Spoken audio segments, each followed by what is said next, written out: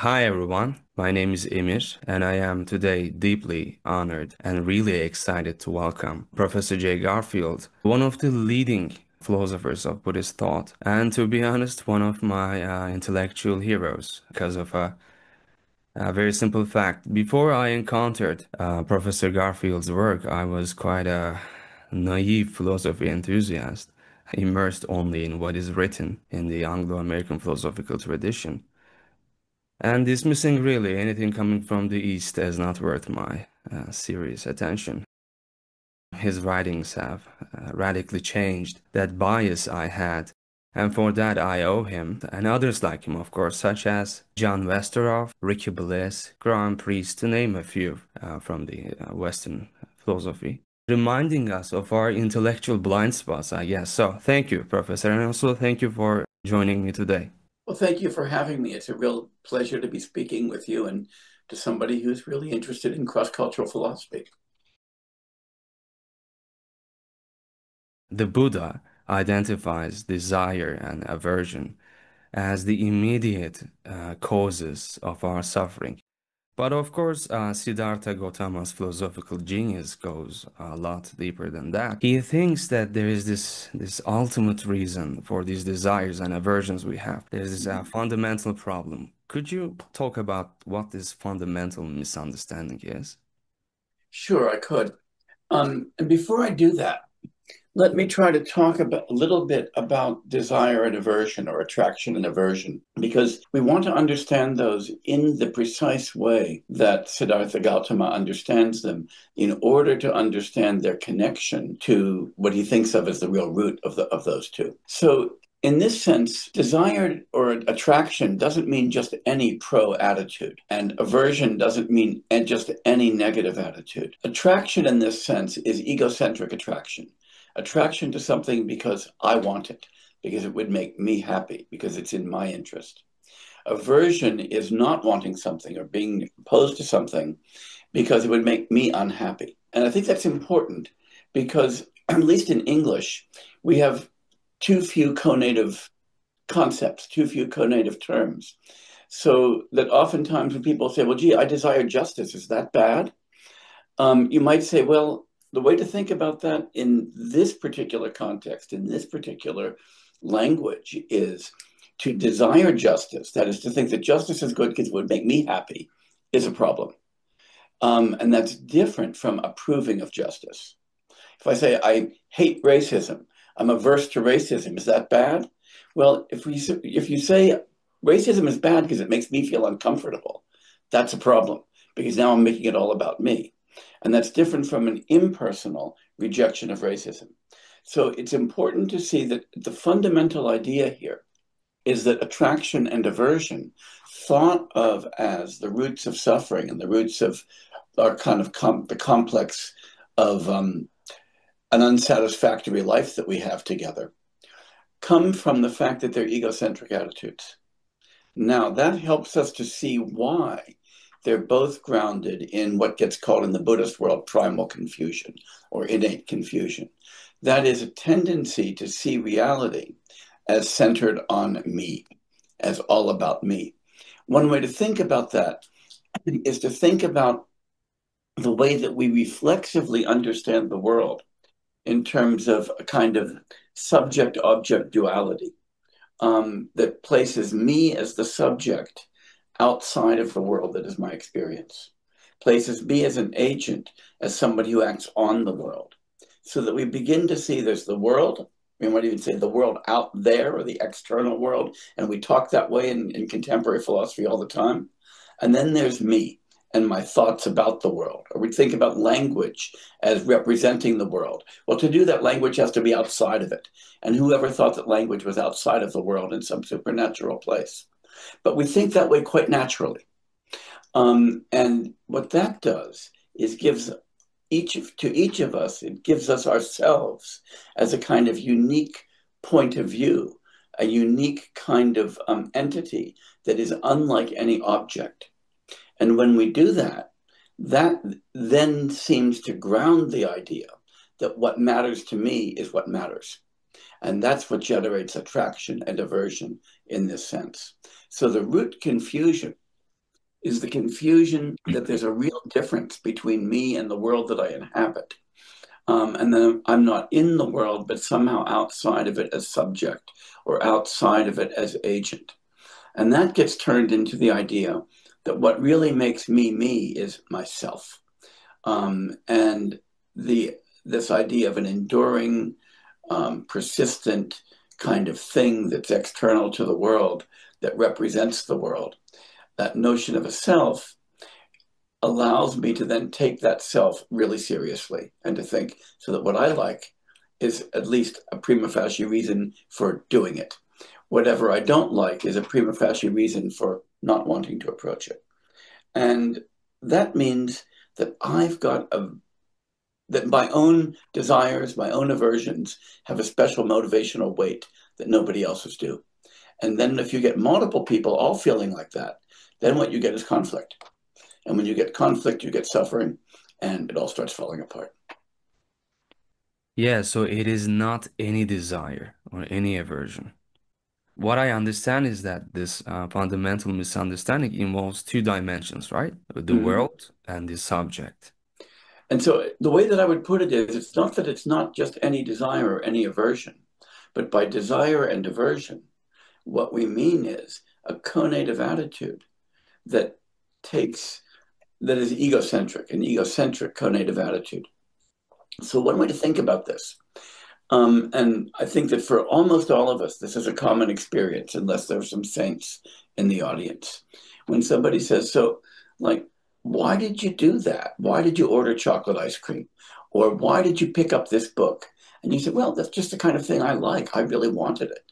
So that my own desires and my own satisfaction is what motivates it. Sounds like a good reason. Or if somebody says, why didn't you hang out with that person? Well, I just really don't like them. And that means that my own aversion is a motivational reason that makes sense. What the Buddhist philosophers want to call into question is, why should that be a reason? What's so special about what you like or what you don't like that makes that the best way to be motivated? Because you could have more impersonal conative attitudes of approval or disapproval based, say, on moral considerations, based on more universal considerations that would be the springs of action. And if you did, you'd actually lead a happier, better, and more productive life.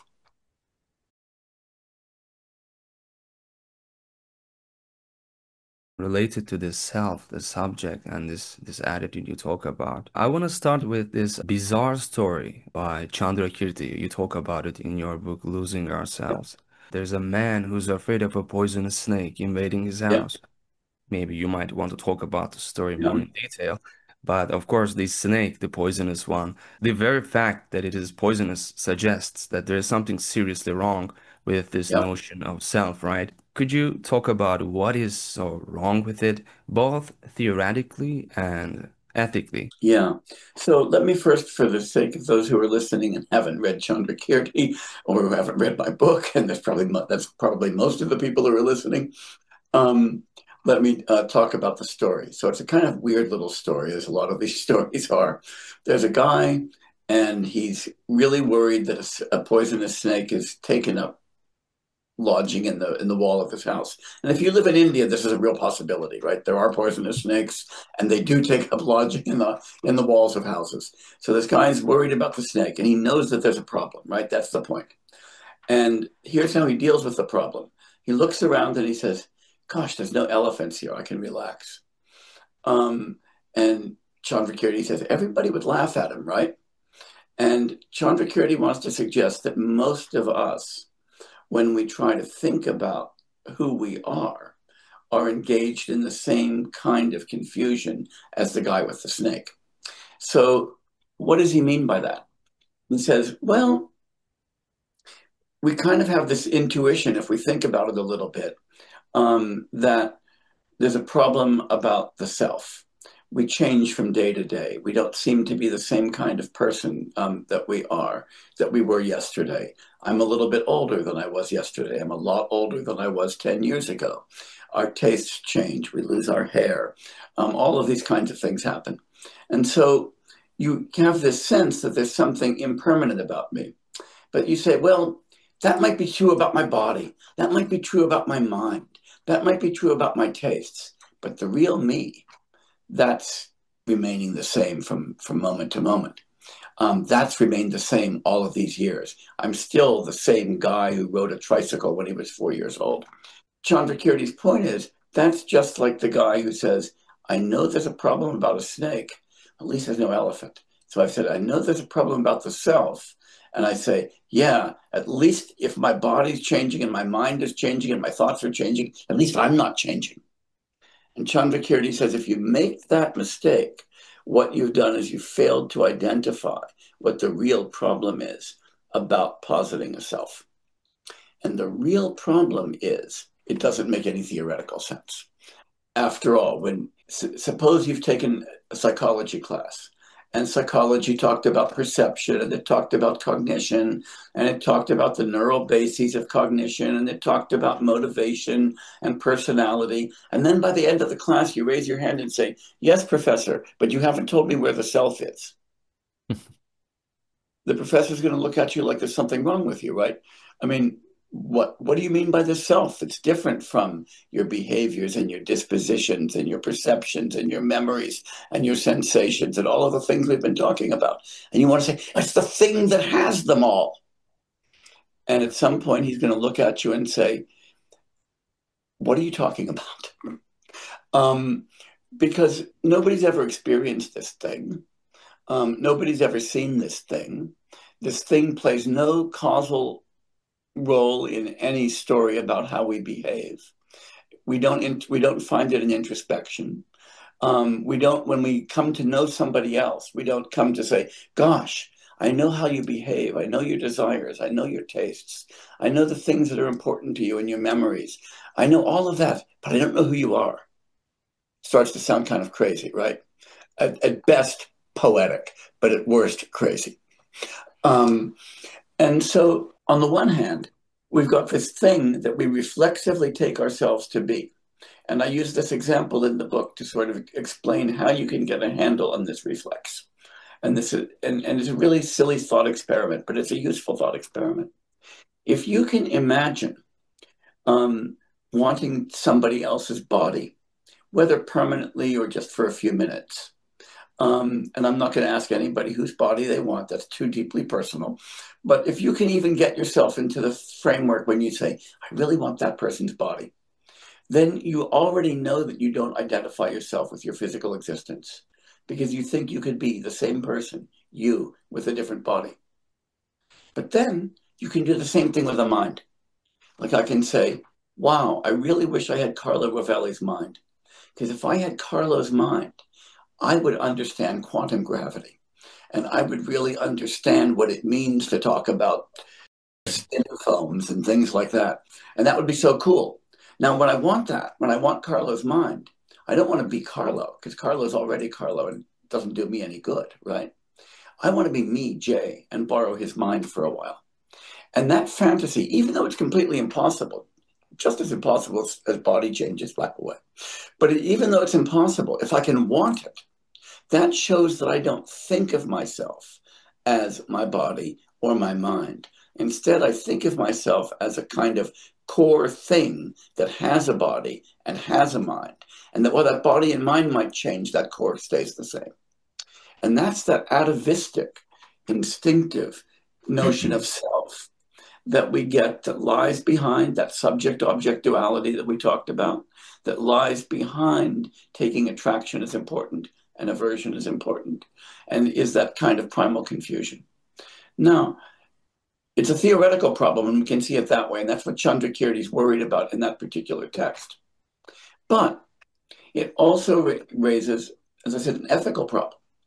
And the ethical problem that it raises is that the moment we take ourselves to be selves and the rest of the world just to be our objects, so I'm me, but you're just, one of the furniture of the world, something I see on my computer screen for that matter, right? Then all of a sudden it becomes prima facie rational to take my desires as motivations for action. And that generates the reflexive egoism that causes us to behave badly, causes us to come into conflict and causes this massive suffering. It also is what partly causes the suffering that we experience when we change and when we age, when we say, oh my God, this self that's so important, it's going to go out of existence. And then the whole world ends. And that generates this kind of terrible fear of death. And that terrible fear of death causes us to cling more, powerfully onto these things that we hope are going to make us happy right now, and makes us less open to other people.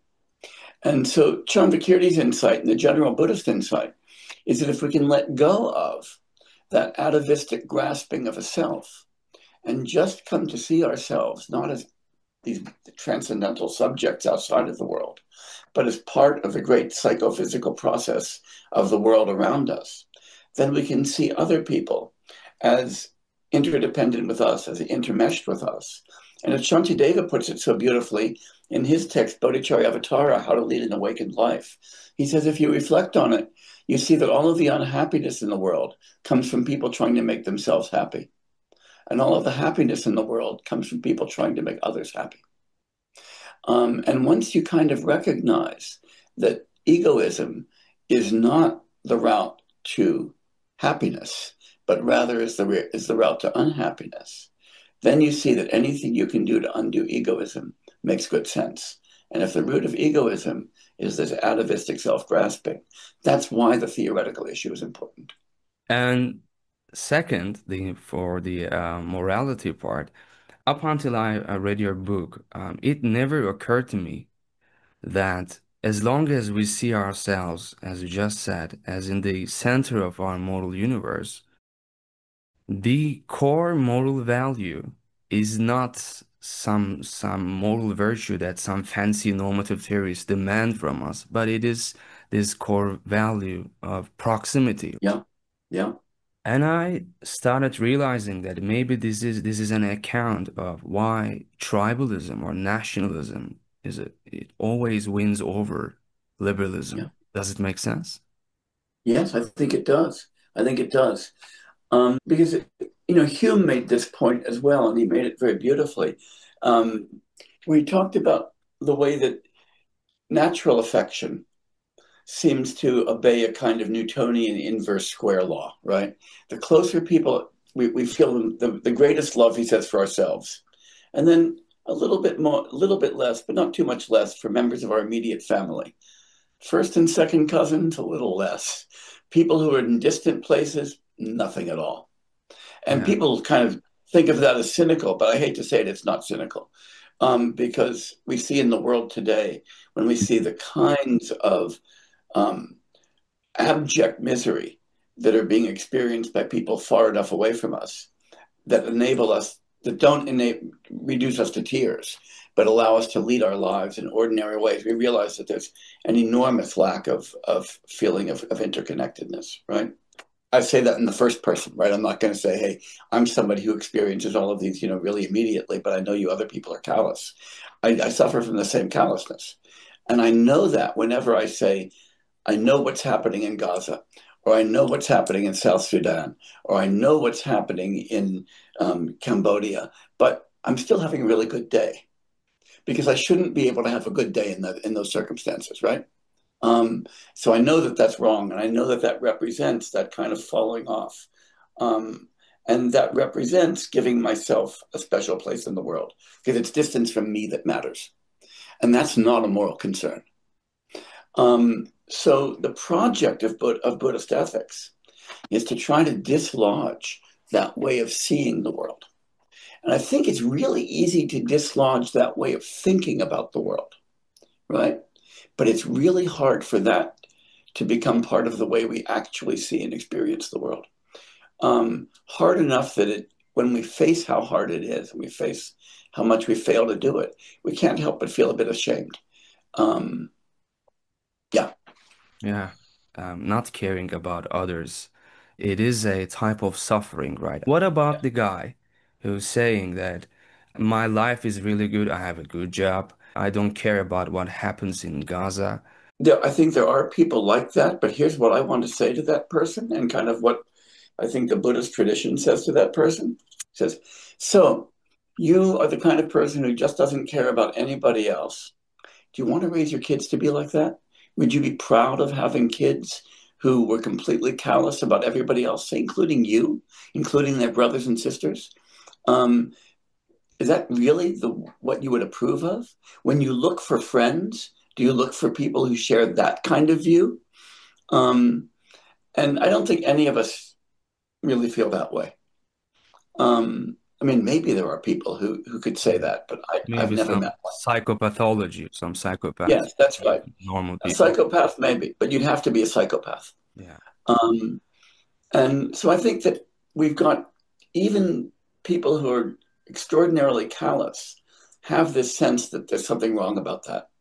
They might be defensive about it, right? They might say, well, I've got to look out for number one first because I've got to, but they know there's something wrong. They know there's something that needs justification.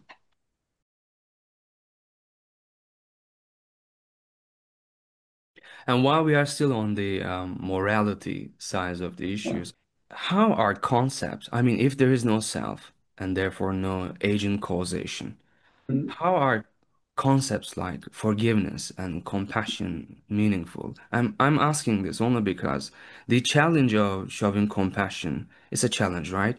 The challenge Yes. of showing compassion becomes a serious challenge only when those you are going to show compassion to are also those who have harmed you. It is easy to show compassion to people whom you are okay with. Isn't the idea behind compassion that somebody wronged you, somebody harmed you, and even though they deserve punishment, you still not to choose not punish them and show compassion instead? Yeah. I think the idea of deserving punishment is one that we have to work away from. So Shantideva, to come back to that text, Bodhicharyavatara, has a really nice example. He says, suppose somebody beats you with a stick. You don't get angry with the stick Hmm. because the stick isn't the agent there. Do you get angry with their hand or their wrist? Do you get angry with the whole arm? Um, you get angry with the person or the intent, but they were caused to do that by other things. They were caused to do that by beliefs, by desires, by emotions. So, should you get angry at their beliefs, desires, and emotions? But those were caused by other things too. How far back do you go before you find a beginning where you can find an agent that would be a fit and suitable object of anger? Instead, he says, what you have to recognize is that here you are in an unfortunate position where you're at the end of a long causal chain that's causing you suffering. Now you've got a choice. You can now continue that chain and continue to cause suffering, or you can say, what I really need to do is undo this chain. And that's really what care, or what's often translated as compassion, is about. And I guess I want to think about that word for a minute too. Um, the Sanskrit term here is karuna, and people most often translate it as compassion. And there are good reasons for that. But there are also good reasons not to, because compassion comes from the Latin passio, which means to feel or to experience. It's about being passive. And care, karuna, comes from the root kur, the same root as karma or action. It means to do something to alleviate suffering. And so we're not talking about a feeling here. We're talking about a commitment to engage in a certain kind of action. So, one way to respond when somebody harms me or insults me or cuts in front of me in traffic or writes a bad review of one of my books or something like that is to get furious and yell at them and to continue the cycle of recrimination. The other is to say, what caused them to do this? That person who cut in front of me in traffic, maybe they're rushing to the hospital because their kid's just been injured. Um, so being angry at them may be just the most horrible, indecent thing I could possibly do. Or maybe they're suffering from a significant mental illness. Again, caring about that and thinking, gee, it would be really good if they were cured of that would be much better. maybe the person's misunderstood me. Maybe I've made a terrible mistake and they're responding to an error that I made. Like maybe I forgot to put an appointment in my calendar and didn't show up on Zoom at a certain point. One could just say, Garfield, what an asshole. I'm never going to talk to him again. Or one could say, you know what? I understand that. I'm happy to talk to him later. There's all kinds of different ways to respond. And when we respond in a caring way, what we're doing is saying, the important thing to do here is to reduce the level of suffering all around, not to figure out who's to blame and punish them. And that generally leads to better outcomes. And when we look at peace building and conflict resolution, one of the first things professionals in conflict resolution tell you to do is to stop asking the question, who's to blame? And start asking the question, what's the state we want to get to? And that requires intervening to cause the recrimination and to cause anger to come down. If you start thinking that anger is always unjustified, and then ask yourself, what's the right response to somebody who seems to be suffering so much that they're willing to cause somebody else to suffer? How can I decrease their suffering so that they won't cause other suffering? That's a much more profitable way to go. Mm-hmm. It's also hard, as you pointed out. It's hard because we didn't evolve for that. When we talk about murderers, first, it's hard. It's much harder. This idea, this notion that we have moral responsibility is really embedded in our culture. It is, but here's what's also embedded in our culture. The idea that there can be mitigating circumstances.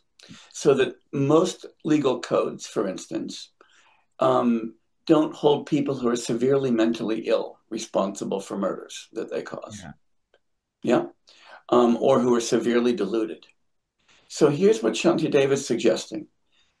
How could you commit a murder without being seriously mentally ill, without being seriously deluded? How can you possibly take a picture of complete sanity and rationality and put that together with murder? So whenever you've got somebody who's committed a murder, there's some horrible cause that's driven that. And so again, there might be things you need to do. You might have to lock that person up. You might have to prevent that person from doing other harm. But the way to do that is to think, what do we do to minimize harm? Rather than what do we do to punish the agent who single-handedly initiated a causal chain that resulted in a death? Yeah, it is really connected to this agent that we take as something possessing some sort of moral agency.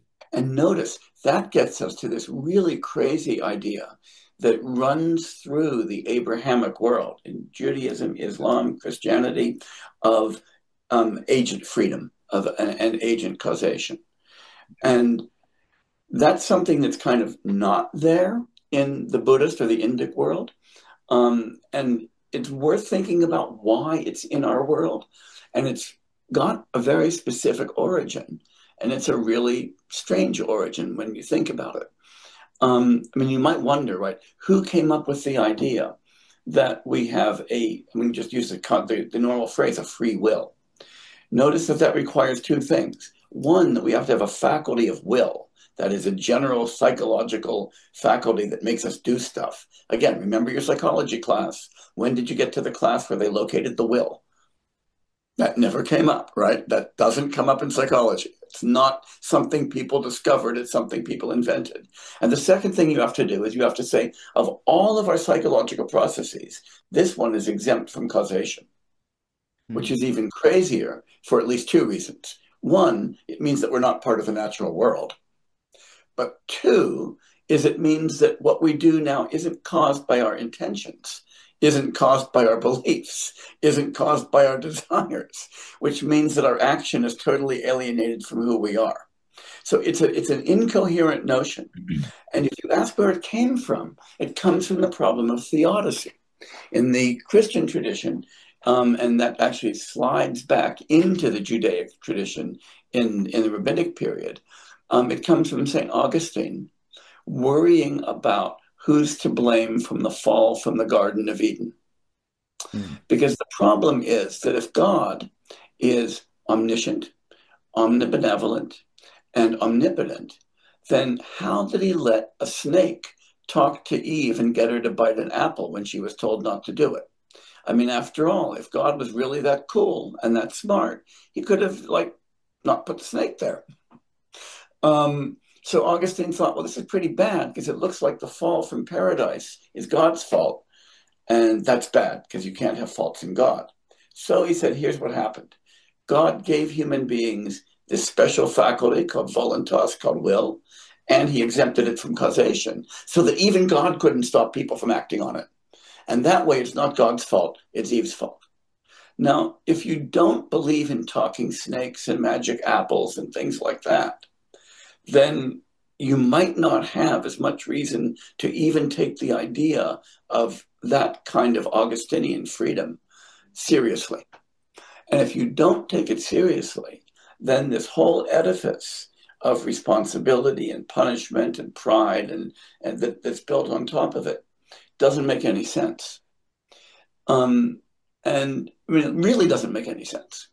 Instead, if we start thinking about ourselves as part of the causal process of reality, and we discover that we're doing things we don't approve of, or that others are doing things we don't approve of, we look for the causes and we try to eliminate them.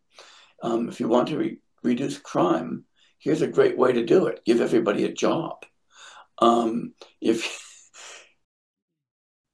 there's other ways to reduce suffering than to attach blame and then to punish.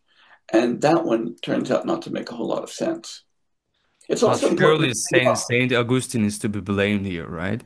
I think he's to blame, exactly. And he did it all by himself. He is responsible for the theoretical development of the idea, right? And Yeah, human beings have that notion from yeah. since the beginning of our species, that I illusion. don't know that that's true. I don't know that that's true. Um, I don't think it's either as common or as prevalent in non-Abrahamic cultures. Instead, people talk about, and for instance, if you're in an Indic culture, you talk about karma. And when you're talking about karma, you're talking about the fact that every action that you perform is caused by previous causes and conditions and is the causes and conditions for future actions. And so people are thinking causally, not freedomy about these things. And it's really one of the reasons for doing cross-cultural philosophy, to step back from this conversation, is that it allows us to defamiliarize ideas that we take to be completely obvious. And they're obvious because they're part of the oxygen that we breathe and the water in which we swim. And when we discover that other people don't see them, then all of a sudden you start wondering, okay, why do I believe this is so obvious? And these other people just, it never occurs to them.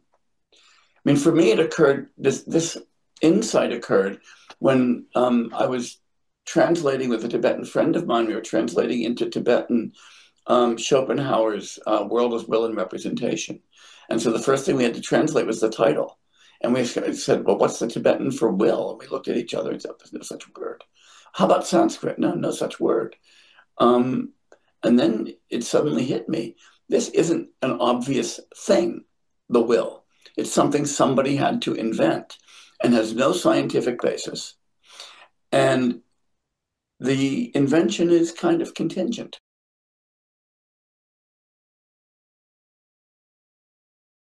I want to switch gears and we Sure. just talk about this, but specifically talk about definitions and this. You often say that Buddhists, they do not deny our existence, right? That would be ridiculous.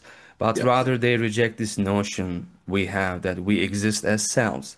And this Mm-hmm. self, as commonly conceived, is of several defining features, some essential properties, so to speak. Could you please talk about them? And could you please talk about chariots and flames? Sure. It's important to distinguish these two terms that become important terms of art in Buddhist philosophy, and I think that they're useful to counterpose against each other. Self versus person. In Sanskrit, that's Atman versus Pudgala. What's rejected is the idea of the self. What is affirmed is the reality of the person. And what's denied is that a person is really a self. So again, the kind of snake in the wall is the self. And you need to kind of get a fix on what that is to understand what is being denied. And what that is this kind of core, the thing that isn't psychological, that isn't physical, but has a mind, has a body, something that persists through time, something that exists independently, that could inhabit a different body or a different mind, that is a pure subject, not an object. All of that stuff. Now, a lot of people, when I start talking to kind of contemporary Western philosophers, a lot of people say, well, nobody believes in that anymore anyway. That just sounds like Descartes, right? And that it's important to see that in the Buddhist tradition, they recognize that this was an issue as well. And they distinguish two different ways of grasping or apprehending the self. One way is a theoretical way, through bad philosophy, through like being Cartesian. The other way, though, they argued, was just this instinctive, innate self-grasping, that the philosophy that we develop when we invent souls and atmans and selves, and no matter what term you want to use, is actually making theory out of an instinct. And the instinct is that I am somehow different from everything around me, and that I exist substantially, and that I am the center of my cognitive and moral and affective universe. Now, the word person in English is a nice term to use to translate Pudgala through complete lexical accident. There's no connection between the Sanskrit term and that English term. But the English term, as many people will know, comes from this word persona in Latin, which actually refers to a mask or a role in theater. So when you read a play and you see the first step, the dramatis personae, the characters in the drama. And so a person is a role or set of roles that we play. So Hamlet is different from Sir Laurence Olivier, even if Sir Laurence Olivier is playing Hamlet.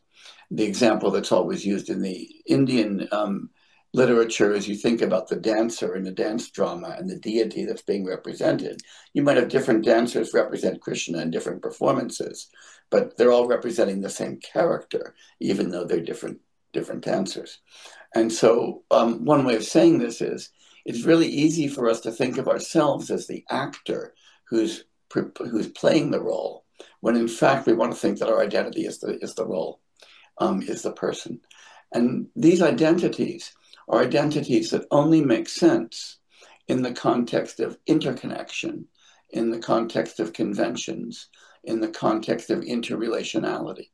So I'm somebody who is a father and a son, and a husband and a retired teacher and a guy sitting in Tasmania right now, and all kinds of different things. And all of those are part of who I am. It's not that there's who I am and that thing then inhabits these different roles. All of it, it's the sum total of different roles and relations I have that determine who I am. That's not denied. And so when I say, that I met a friend on the beach the other day, I don't mean that I met a soul, but I knew that I was meeting the soul because I saw the body.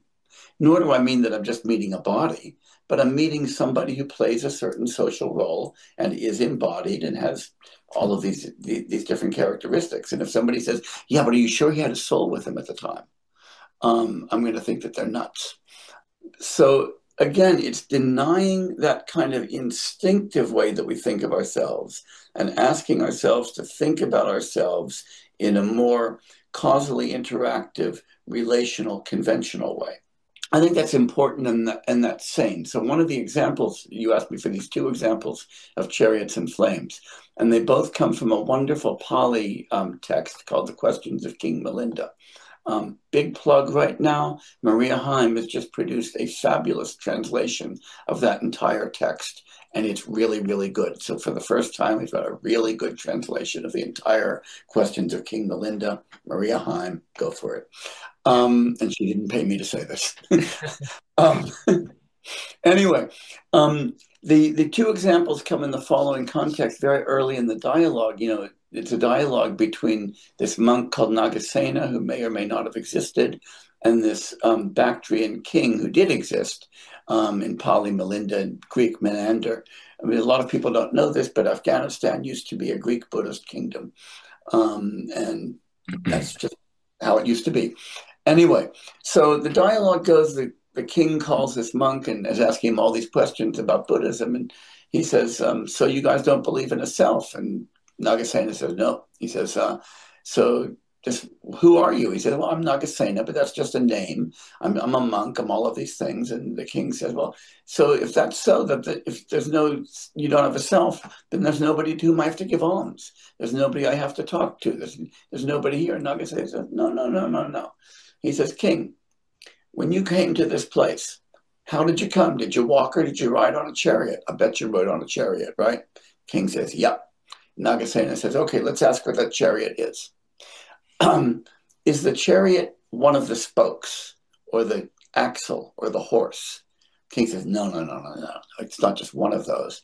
And he says, okay, so is it all of those? Is it all of the parts? King said, well, maybe. So Nagasena says, so if I took all of those parts, if I took a chariot apart and put all the parts on the ground, you'd still have a chariot? And the king says, nah, then I'd have a pile of chariot parts. I guess it's not the parts. Well, is it the parts all put together in a particular way? That's not going to work either, because like you might break the left wheel of the chariot and replace it with another one, and you'd still have the same chariot. You wouldn't say, I got a new chariot. You'd say, I've got my old chariot, but I put a new wheel on it. So it's not identical to those parts, even as they're put together. And is it some separate thing that has those parts? If you say, my chariot has 100 parts, so you take the 100 parts away and we're just left with a chariot. I said, I don't want any chariot parts today, just give me a chariot. But if you take all the parts away, there's nothing left. Instead, Nagasena says, look, what the chariot is a conventionally constituted thing. We could say, here's 100 parts arranged in a particular way with a king on them. Or we could say, here's 2 axles in front of another thing guided by a horse. Or we could call the whole thing a chariot. It doesn't matter. It's not identical to its parts, but it's not different from its parts. And that's important as well. So we don't want to say this chariot is identical to these chariot parts, because there's replacement parts for chariots, just like there's replacement parts for cars.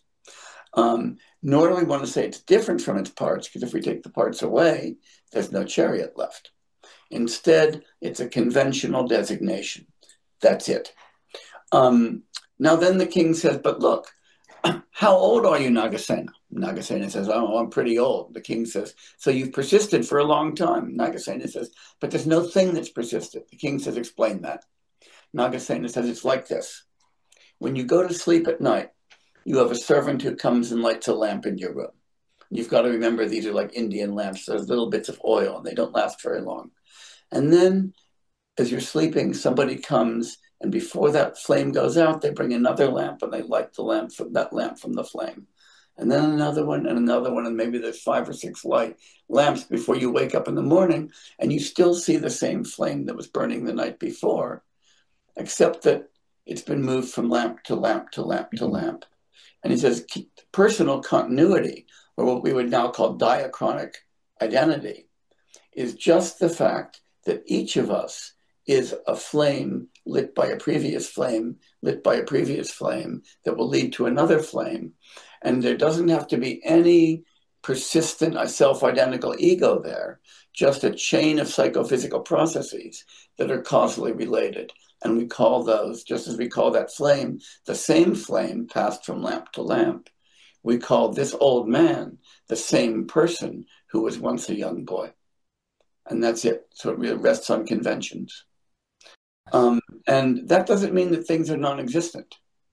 We're familiar with lots of things that exist only in virtue of convention, but really exist. My favorite example is always money. If you take a piece of paper printed, with a whole bunch of ink, and you ask, how much is that piece of paper with that ink worth? The answer is not very much. But if it turns out that there's a reserve bank behind it, and that's legal currency, suddenly it's worth a lot more.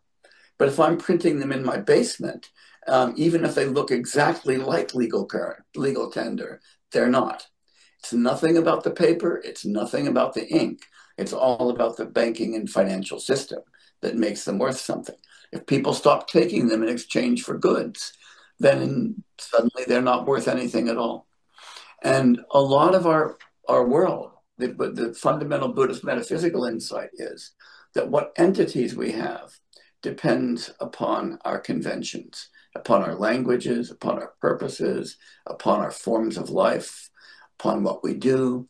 That's what brings ontology into being.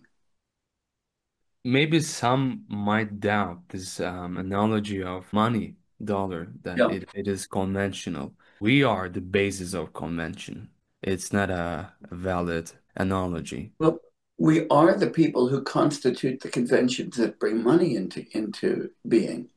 But the really cool thing about us as persons is that we're also the conventions that bring ourselves into being as persons. That is, we are also the entities into being that bring ourselves into being as persons.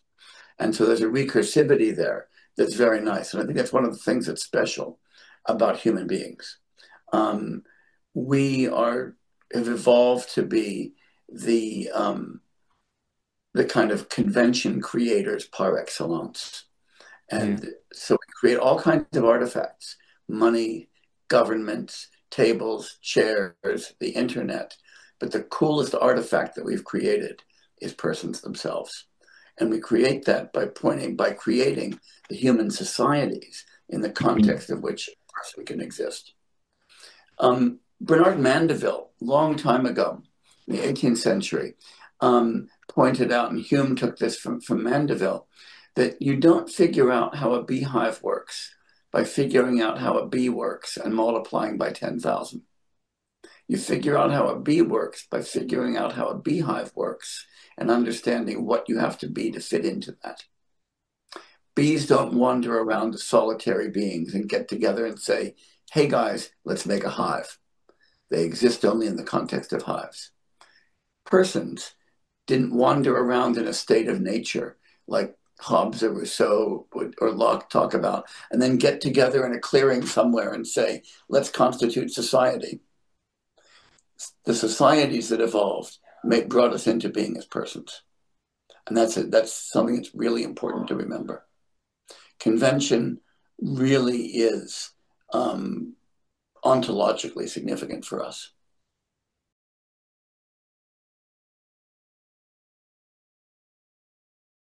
I want to turn to this the problem of individuation you just talked about. You argue that the individuation of causal continua is at the end of the analysis conventional, right? Yep. Meaning there is no privileged ontology of Yep. causality and mereology. Yep. To illustrate this, you use this example of butterflies and trees in your another book, Engaging Buddhism. You say, after all, a distributed mass of air and water together with some nutrients in the soil, a tree, an acorn, another tree, a pile of logs, some ash, and a flower fertilized with that ash, are indeed a continuum, but not one we recognize as a single entity, while a Mm-hmm. caterpillar, a I don't know how to pronounce this word, and a Chrysalis, yeah. butterfly might well be. This is a great code, but is conventionalism, this word convention, so Mm-hmm. understood? Something like an umbrella term, encompassing all the mechanism through which individuation is carried out, such as linguistic, cognitive, and evolutionary factors. Yep. What does it really mean when we say it is conventional? Well, here's what it means. Self-consciously using it in roughly the same semantic range that the Sanskrit term samvarti, which gets translated as convention, has. They really do map onto each other very nicely. So convention can mean by explicit agreement. So like the Geneva Conventions. Yeah. Or Convention can mean every day, the way we behave every day, and the way in which our ordinary forms of life bring realities into being. Um, or convention can mean simply nominal, having to do with language. It can mean all of those things. And one of the ways to think about this, like let me give you a quick kind of analogy, not or an example of how this works. If we think about reading Hume, who's another philosopher whose work I love, Hume uses the word custom where I would use convention. And Hume, people have argued that Hume uses it ambiguously because sometimes he uses custom to mean social agreements, and sometimes he uses it to mean what a single person habitually does, habit, what we call habit, sometimes agreement. And people say, oh, Hume is equivocating all over the place. And he's actually not, because what he's doing is he's using custom to mean regularity. And one species of regularity is collective regularity and collectively constituted regularity. And another species is regularity in individual behavior. And part of Hume's insight is that these co-constitute each other, that it's regularities in individual behavior that allow us to collectively constitute agreements and collective regularities. And it's those collective regularities that create the context in which individual behavior can be regular. And that's really important to see. And I think that's important to see about convention as well. So convention contrasts, to say something is conventional, would contrast with saying that it's got an ontological status, it's got an existence, it's got a privileged way of being independently of how we talk, how we perceive, how we agree, how we interact, how our perceptual apparatus interacts, and so forth. And there's something there's something almost atavistic and natural to think that there has to be a non-conventional bedrock for convention. But I hate to say it, if you start looking at quantum mechanics, that bedrock falls out pretty quickly. And I think one of the most interesting developments in Buddhist philosophy recently has been the development of relational quantum mechanics, which was directly inspired by Buddhist philosophy. And in the formalizations of relational quantum mechanics, nothing exists except in relations. Nothing has a privileged kind of description independent of a particular representational frame. And the moment you see that that's true at the microscopic level, makes you see that if you've got a foundational program that says, yeah, there might be this conventional stuff, but it has to rest on something non-conventional. And if you're really a serious foundationalist and you keep going all the way down, then, as Wittgenstein put it, you discover that the walls are held up by the roof. I didn't know about the quantum mechanics stuff. Is it really Yeah, historically that Buddhism inspired it? yeah. Read Carlo Rovelli's work on relational quantum mechanics, which is now becoming the dominant interpretation of quantum mechanics. And it was entirely inspired by his reading of Nagarjuna. There's even a Dutch public TV bizarre documentary on me and Carlo Rovelli that's talking about Buddhism and quantum mechanics. Unfortunately, it talks more about his cats and my dogs than it does quantum mechanics. But you can sort of see that dialogue going in that Is it on documentary. YouTube? Yeah, yeah. Next, it is related to this discussion of individuation. And I believe I have emailed you in this specific topic, but I still want to talk about it. Like building on this discussion of metaphysics of individuation, I would like to contrast it with how, for instance, Derek Parfit, right? And in my Mhm. limited observation, many Western philosophers who endorse some sort of psychological continuity view, Mhm. how they approach the issue. Although rejecting this notion, they also reject this notion of a substantial self. Yeah. It still appears to, for them, it appears to be there's a privileged ontology, some fact of the matter, Yep. about how such continua are individuated. Yep. Yep. Does this imply, I mean, this is really interesting. Does this imply that in order to become, in order to reject this notion of self, you don't have to commit yourself conventionalism? You can still be a realist and reject this notion of self, or any genuine rejection of selfhood, does it imply some sort of Yeah.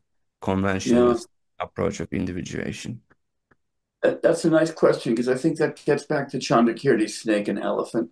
I think that what those folks are doing, and I would include, I mean, there's a broad category here, right? You've got Parfit doing one thing, but you've got people like Dan Zahavi or Uriah Kriegel doing something different with say, well, we don't mean anything except a very minimal self.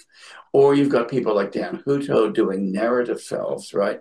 So you've got all kinds of different selves being posited once people decide there's no substantial self. And in each of these cases, it feels like they're saying, okay, I've got rid of the bad self. I've got rid of the elephant. But the snake is still in the wall.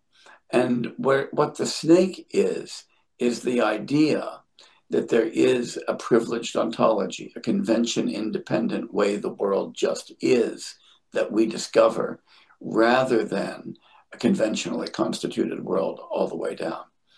And what's radical about the Buddhist perspective is the idea that there aren't foundations. There just are conventionally constituted phenomena, including persons who are capable of constituting conventions. And I think that's kind of fun.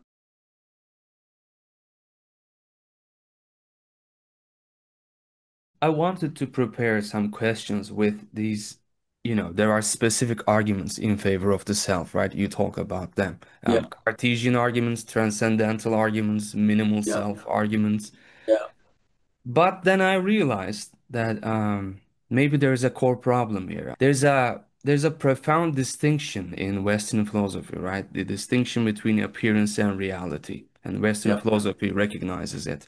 But this distinction mainly focused on the world itself, the world as it appears, the world as it is, Mm-hmm. and like taking the subject for granted. And with Kant, and I think with his distinction between empirical and transcendental self, I'm not a Kant Yeah, expert. that's right. This same divide, for the first time, applied to the subject, and ultimately Kant got it wrong and defended this transcendental That's right. self.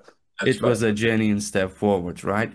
And in that regard, this is what I think I learned from your work is that in every kind of argument in favor of the self, there's this core problem, and it is a failure to recognize a possibility that our subjective access to ourselves may be just as mediated as our access to the objects of external world, right? Absolutely. Absolutely. Is this why Buddhist philosophy posits a sixth sense, uh, introspective Yep. faculty That's right. that really treats the mind as an object among Yep. objects? Exactly. Exactly. And one of the things that you mentioned Kant and that great advance. And one of the things that's so curious is, and Rorty points this out beautifully in his book, Philosophy in the Mirror of Nature, which is one of the most beautiful histories of Western philosophy I've ever read, is that Kant, in the second edition of the Critique, in the Refutation of Idealism, Kant gets that one right. He says our introspective experience of the empirical self is mediated just like everything else. Hmm. And he takes the great advantage of transcendental idealism to be that insight, which he takes to be missing in both Descartes and in Berkeley, right? And he says, hey, these guys, the reason they're idealists is because each of them in their own way treats the subject as having a different ontological status from the object. But we say that introspection gives us an empirical self that is just as ideal as any external object.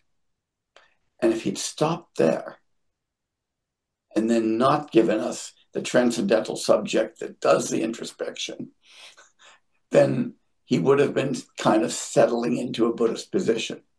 But he couldn't. And part of that's for theological reasons, and part of that's for philosophical reasons. There are theological reasons, right? In a Yeah, Christianity. yeah, he's a Lutheran. Yeah. And, you know, he's a brilliant Lutheran, but in the end, he's a Lutheran. And he's trying to get us an account of how there could be an individual subject in direct relationship, in direct relation to God. And he can't give that part up. He can't give conscience up, right? But yes, you're right that what we have in Indian philosophy is always this idea that introspection is a sense, and since it's a sense, it's constructive, but it presents itself as non-constructive, and that's another part of this kind of atavistic way that we experience our own experience in an illusory way. And again, this is how we've evolved. So I look at the world around me, and my experience is the world looks just like that. And thank God I've got eyes that deliver a world that looks just like it is. It sounds just like this. And thank God I've got the ears that deliver the world exactly as it sounds. And then I forget that there's lots of different kinds of eyes, lots of different kinds of ears. There's sharks who sense magnetic fields. There's birds who see in the ultraviolet and the infrared, and so forth. And what I'm saying when I say that my senses give me the world as it is that every other animal is wrong. And the moment I say that, I realize how stupid I am.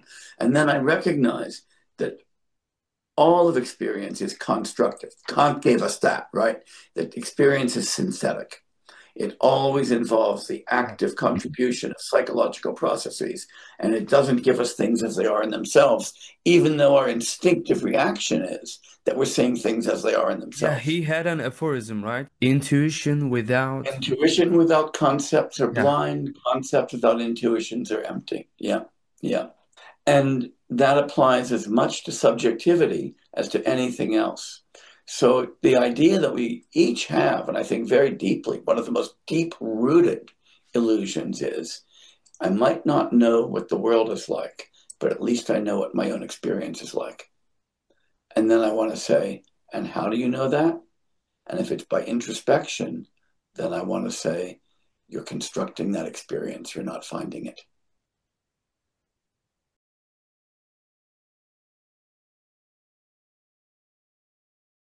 I just said that I didn't prepare some specific questions, but I believe this is a very essential one. And there's this claim that if there is an experience, then there must be an experiencer. I am aware of some examples like it is raining. For instance, Mm-hmm. in my native language, in Turkish, we Yeah. literally say yağmur yağıyor, which literally means rain is raining. But of Mm-hmm. course, it is absurd to think that there is this Right. substance in the Aristotelian sense of the word that is That's doing the doing. raining, right? So one way to put that is there's one sense in which to say if there's experience, there's an experiencer is completely innocuous and obvious, and another to say deeply misleading. So completely innocuous in that if you've got experience, then you want to say, okay, so if there's experience, where's that experience located, right? What are the sense organs? What are the what's the body that's mediating it and so forth? You want to be able to tell a causal story about that. Experiences don't just float free; they involve bodies interacting with other things through sense organs and so forth. Hmm? But then if you say, yeah, but all you're talking about are bodies and sense organs, who is the thing that's manipulating the bodies and the sense organs to get the experience? So now you've got this image that, yeah, the experience is mediated by my eyes and my ears and my nose and my brain, but mediated for whom? Hmm. Now, at that point, the fallacy has come in, right? Um, and one way to, the example that I always give when I was teaching is, I say to my students, so suppose that your mom comes to visit you at college and she says, I want to see the college. and you take her on a tour, and she said, well, all you've shown me are buildings. Where's the college? And you say, oh, you want to meet my professors? I'll introduce you to them too. Well, you've shown me the buildings and the people, but where's the college? Well, let me take you to the library, and so forth. She says, you showed me all the things that the college has, but I want to see the college itself. There's nothing you can show at that point. Yeah, it's like Um, hallucinations, right? yeah, but nations do things, right? They issue currency, they declare war, they issue passports, they make stupid mistakes, they sign treaties. But and so in that sense, of course, if somebody's issuing currency, there's got to be an issuer. But if you want to find that sort of substantial thing that makes use of all of those operations to do that, you don't find it. So it's this fallacy of reification that Yeah. that occurs there. Now, I have here a quote from your book, Losing Ourselves, in a response to Don Zahavi's 4 minutes Mhm. argument. You say subject-object duality is better understood as a superimposition on a Mhm. basically non-dual experience. Yeah. Subject-object duality reflects the way we represent our experience to ourselves, not the way we actually experience the world. Now, this is a great quote, but I'm a psychology major, and I had taken an online course recently on cognitive behavioral therapy to put it on my CV basically. And in one of those lectures, our professor has said something. It's a very well-known phrase in psychology circles, especially when it comes to therapy talk. Mhm. He said in some whatever context, he said, "You, you are not your thoughts." And I Mhm. love this phrase. I'm sure you have heard of it 1,000 times before. I love this because every time I hear it, I almost compulsively say, well, then what the hell am I? And the almost immediate response is that, well, you're the one having that thought, right? And it really seems that way. It is when I introspect, when I look at inside, there is this structure of my introspective experience that it is always my desires, my thoughts, my beliefs. It is Mhm. almost like this golden standard of subject-object duality. I mean, I do not own the mountains, but I Mhm. own my thoughts, right? I am the Mhm. subject of these objects. Yep. Take the analogy that I just gave you. So you just graduated from a college or university.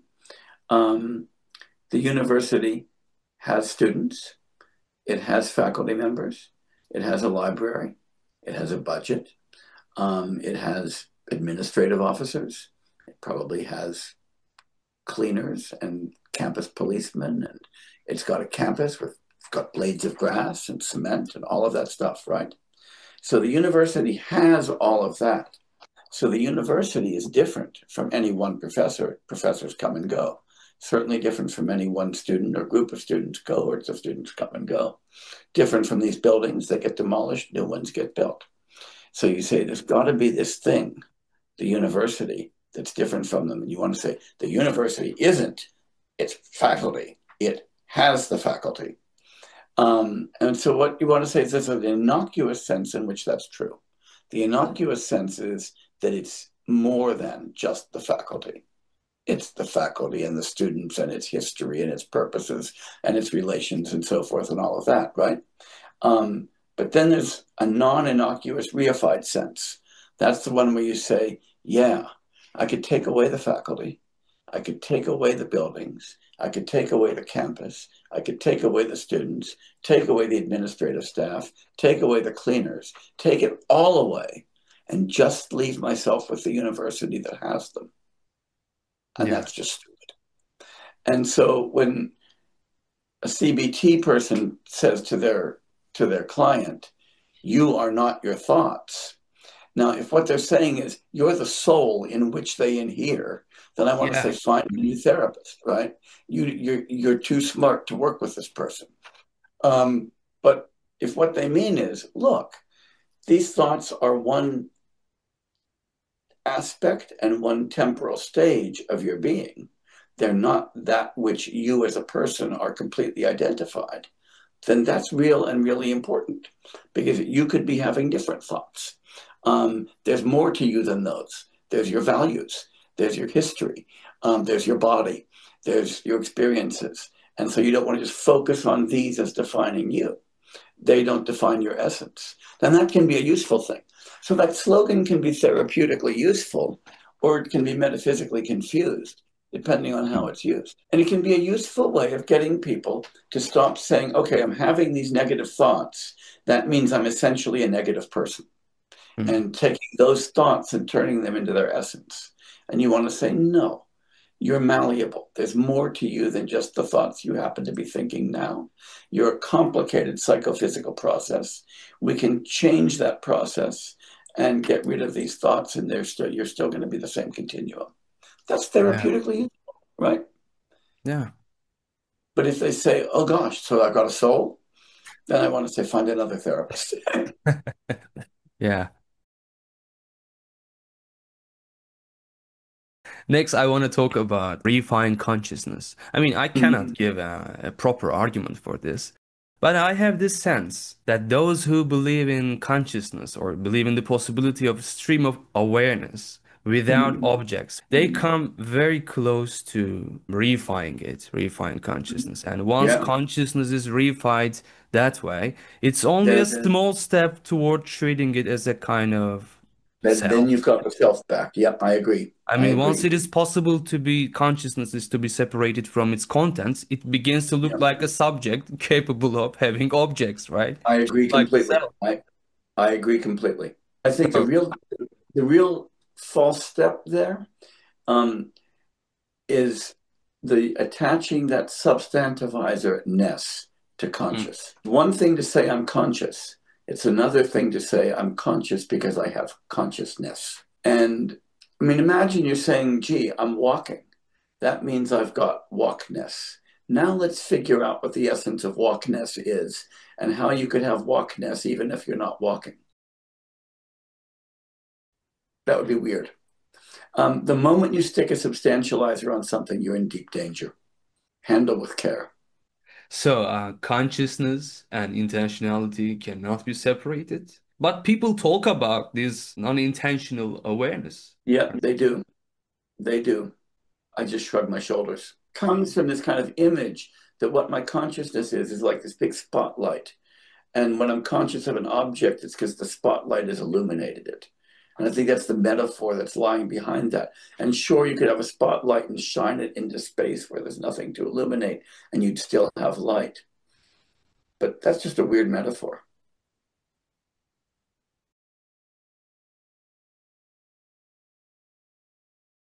Now that we have touched upon intentionality, not a surprise that I don't accept this notion of self, but still, there might be an argument, and I would call it the argument from intentionality. The word tree in English is about some objects in the external world.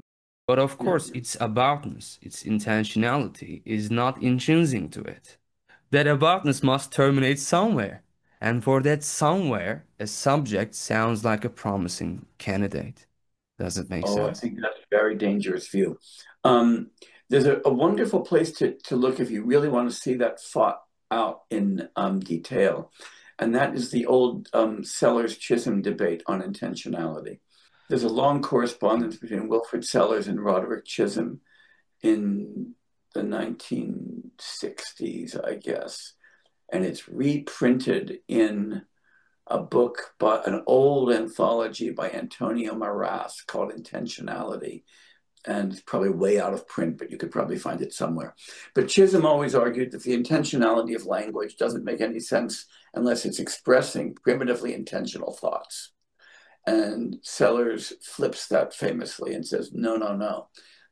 What you call the intentionality of thought is a theoretical understanding of thought based upon the intentionality of language, and that the intentionality of language is nothing more than the fact that we have words that we can use in various ways to interact with the external world.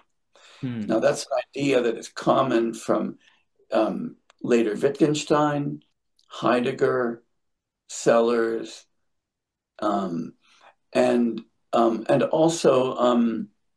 also, God, my mind is just going. Ernst Cassirer is another interesting figure in that history. But that whole mid 20th century turn to understanding meaning as use, and to understanding things like reference, not as the primitive center of language, but as one of the many uses of language. And then Seller's brilliant idea that's actually presaged in Wittgenstein a little bit, but that the way that we characterize a thought is as an episode with linguistic content. So borrowing the intentionality of language to characterize our thoughts allows us to see that the matrix in which intentionality emerges is the matrix of collective action. Here's an analogy. Suppose you thought that here's how moves in chess emerge, that somebody first figured out how to move pawns, and then later somebody figured out how the bishop moved. And somebody else had this idea, we could have rooks and do those. And then when all of those were in place, people said, wow, let's put all that together and call it chess. No. Something only makes sense as moving a pawn or moving a rook if you already have the activity of chess. It's the collective that gives meaning to the individual pieces. It's not that you get a lot of individual pieces and build them up and get a collective. And I think that's really important to see. A lot of the illusions and kind of atavistic errors that generate a substantialist or foundationalist ontology come from this idea that we always start with the parts and build up the wholes, and don't see that often the only way you can understand a part is in terms of a pre-given whole. That's the Mandeville idea about bees. And that's something Chandrakirti emphasizes when he talks about dependent origination. He says there's three dimensions of it. There's causal dependence, there's mereological dependence, and there's conceptual dependence. And mereological dependence requires you to see that wholes depend on parts just as much as parts depend on wholes. Yeah, about that distinction Tsongkhapa is made.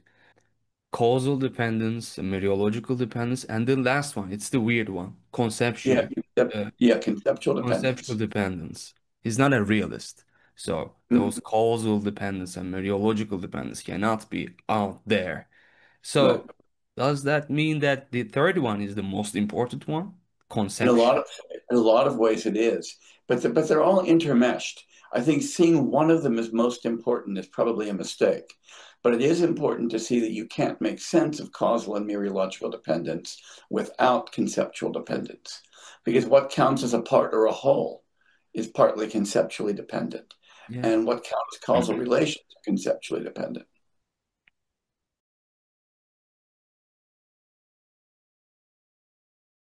Maybe we can turn to hardcore metaphysics and talk about Nagarjuna's emptiness, how it is an anti-foundationalist ontology. Sure. So the idea of emptiness, in some sense, is a very old one in Buddhism, and it kind of gets introduced to as a kind of way of thinking about no self, to say that persons are empty of selves. Nagarjuna kind of radicalizes emptiness in his doctrine of the two truths, where he equates emptiness with dependent origination. And in doing so, does this radical identification of ultimate and conventional reality. So one of the things you always have to ask when somebody says that something is empty of what? So a room that is empty of people might not be empty of furniture. A room that's empty of furniture might not be empty of air. A glass that's empty of water might not be empty of air, and so forth. So you always have to ask empty of what? And in Nagarjuna's understanding, the what of which things are empty is intrinsic reality or intrinsic existence or essence. They're empty of having an independent nature that means that a thing is what it is, independent of that to which it's related. And so the flip side of that is to say that phenomena are empty of this intrinsic reality, is to say that they are all dependently originated, and that a dependence follows these three dimensions: causal dependence, mereological dependence, conceptual dependence. So when we say that things are dependently originated, that's a way of saying that they're empty. And it's important to see that a lot of people read Nagarjuna and they think he's nihilistic when he says things are empty. They think that to say that things are empty is to say that they don't exist.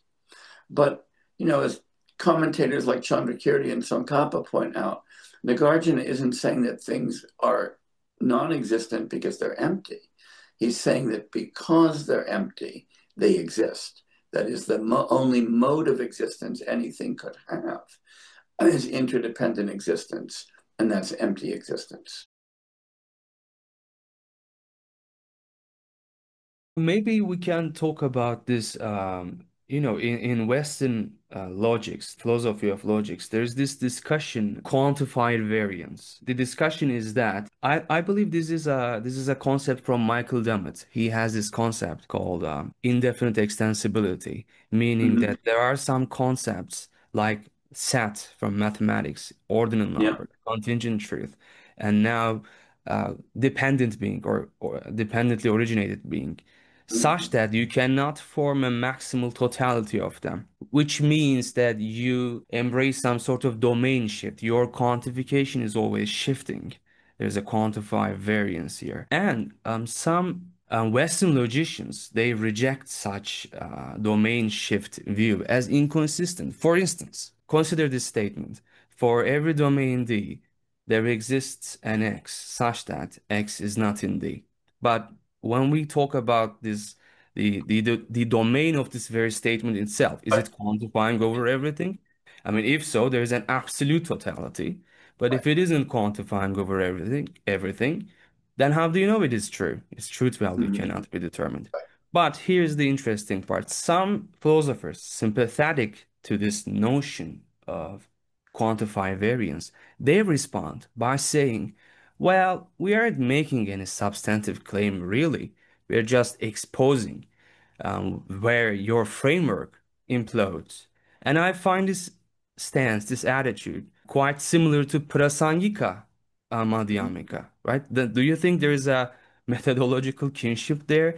And secondly, There is. considering that our ontology might be incomplete, that there is no everything, and this is an argument against foundationalism, how should we think about this beautiful metaphor from Huayan metaphysics, the net of Indra? Because when I first hear about it, it just sounds like it's talking about everything. But Yeah. now I come to the realization that maybe in Buddhism or in any anti-foundationalist ontology, there cannot be everything. What do you think Mm-hmm. about these issues? One is, yes, the kinship to Prasangika methodology is a nice insight. The second thing to notice is that when you look at classical Buddhist logic, I mean, that is Buddhist logic, say, before about the fourth century, um, it's paraconsistent and explicitly embraces paradox. So one of the things that gets you into trouble, right? You don't even have to go as far as intuitionism. You could just start with Russellian logic. If we look at the theory of types, and we take the statement of the theory of types that says that no statement is true of all types, and we ask what the type is of that statement, then we're already into contradiction, right? These paradoxes of totalities have been with us for a long time. And the liar paradox, if you look at it, which is one of the oldest paradoxes in the Western tradition, turns out to be a totality paradox about the totality of true sentences. Is the sentence, this sentence is not true in that totality or not, is one way to look at it, right? Whenever you get these big totalities, you get paradoxes at the limits of thought and assertion. And one way to go with those is to say, oh, I'm really not saying anything. I'm just pointing out that whatever you say is going to be contradictory. The problem is that is an unsatisfying response because you can't deny that you're saying something. And what you're saying is, I'm not saying something. Well, if I'm not saying something, then what am I doing? So at some point, you're going to have to accept that you've stumbled on paradox. And one of the things that I find interesting about Nagarjuna's use of the Chatuskoti, the tetralemma, which allows a logical space that has true sentences, false sentences, sentences that are both true and false, and sentences with no truth value, is that it recognizes that logical space may be a little bit bigger than we thought it was. And that nobody, just like nobody whispered into your ear and said, by the way, you've got a soul, or by the way, things exist intrinsically, nobody whispered in your ear and said, by the way, the world is consistent, and our best theories about the world are consistent. And I think that Nagarjuna was self-consciously paradoxical and really rejecting the idea that truth and falsity are mutually exclusive and exhaustive. And Yeah, so opening much more interesting logics. yeah, but accepting some sort of contradictions, it doesn't mean that anything goes, right? No, no, because the only way you get that is if you've got a kind of Fregean logic that allows explosion, that allows you to deduce anything from a contradiction. But that requires a particular theory of conditionals. And it's a very unnatural theory of conditionals. The idea that if A then B is equivalent to not A or B. And that's something that makes sense in a kind of boring Boolean logic, but it doesn't make sense of how we actually use conditionals in language. So we can allow some contradictions in the limits of language. And I think one of the things that Madhyamaka analysis shows is that once you hit the limits of thought and language, things get paradoxical. So there's a restriction there. In which Yeah, kind of what kind of yeah. contradiction you might Well, allow? that's right. That's right. And you know that you can start if you want to really get expansive about this, you can think about Kant's observation that when we transgress the limits of thought, we fall into contradiction. Hmm. That's a kind of recognition of that as Yeah. well.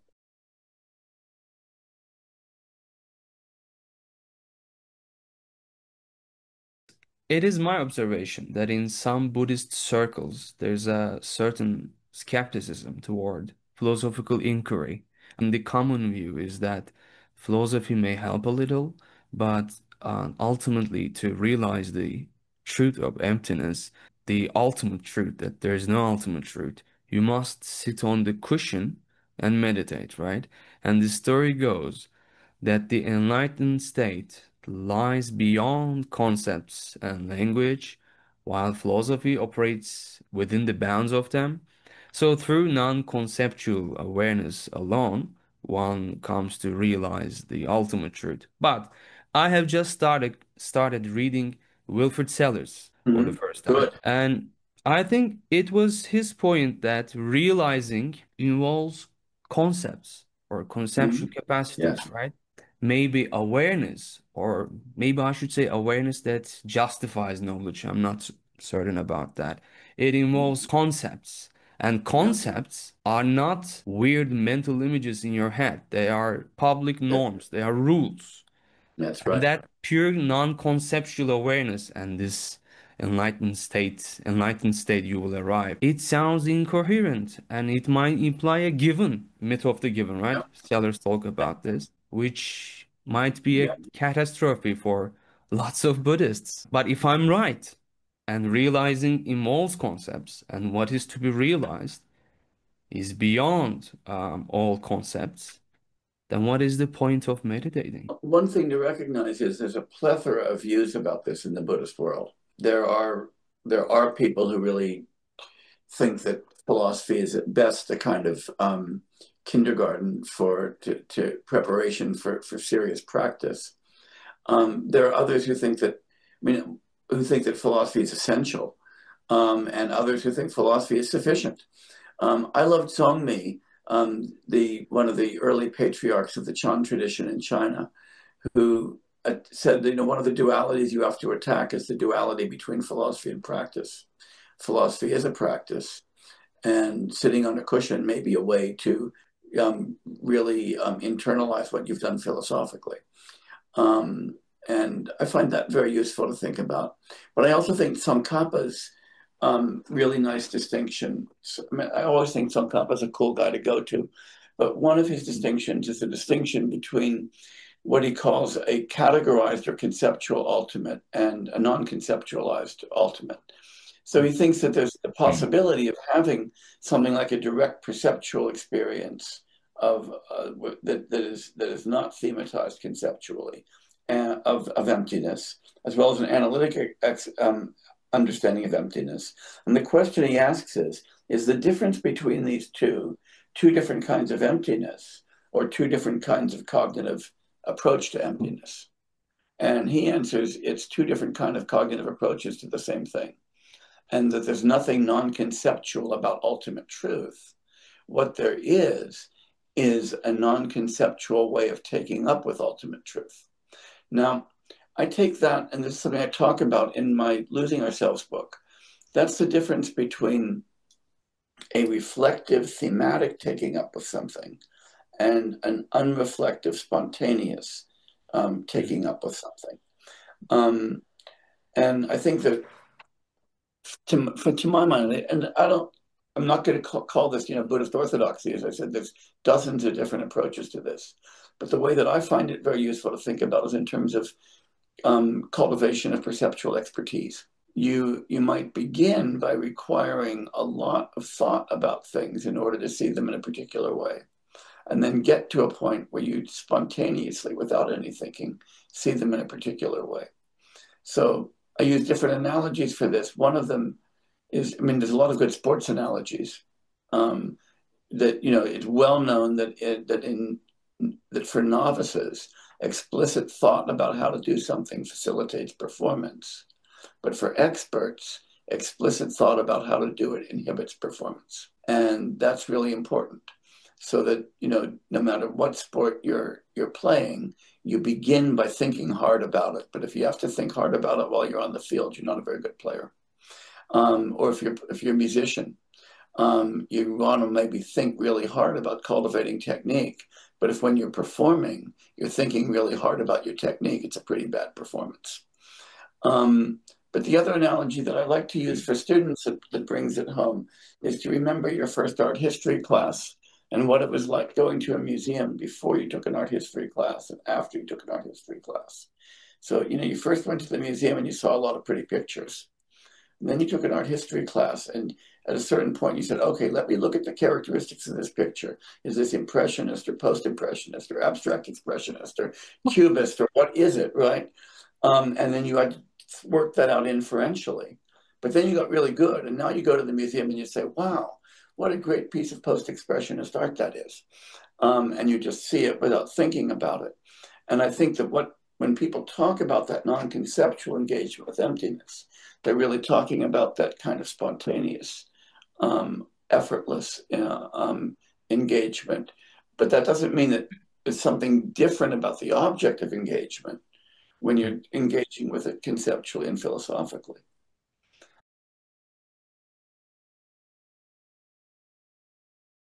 I want to talk about the current status of Western metaphysics, starting with Quine, Wittgenstein, Sellers, and alike.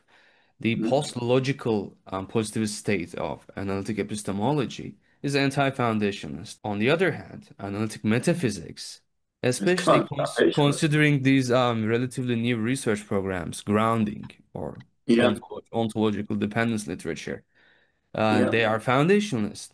But do you think one can be an epistemological anti-foundationalist and at the same time a metaphysical foundationalist? Is there a gap?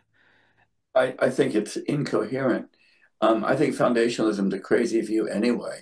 But I think once you see what's wrong with foundationalism and epistemology, then you ought to say, uh-oh, I'm replicating the same structure in my metaphysics. And especially the people who say, and gee, what's really at the base of it all is microphysics, ought to study their microphysics and realize that no physicists are foundationalists about the entities they're talking about. I just think that the current state of analytic metaphysics, it's not everybody, right? There's an anti-foundationalist, crew as well, most of whom have been reading Buddhist philosophy, by the way. I mean, so you mentioned Ricky Bliss and, Graham Priest, and these are all people who've been reading Buddhist philosophy and getting there. But I think that it just reflects the kind of perennial pull of the prejudice and the kind of atavistic desire for ground. Um, and they forget that, there's this wonderful line that many people attribute to the Zen patriarch Hakuin, but it's almost certain that it doesn't come from Hakuin and nobody knows where it comes from. But the attribution, the totally spurious attribution is, he said, the great death, which is, a Zen expression meaning realization. The death is you stop thinking about body and mind, right? The great death means complete realization. He said, it's like leaping off of a great cliff. That might sound terrifying, except that you have to remember that nobody has ever been hurt by falling. You're only hurt if you hit the ground.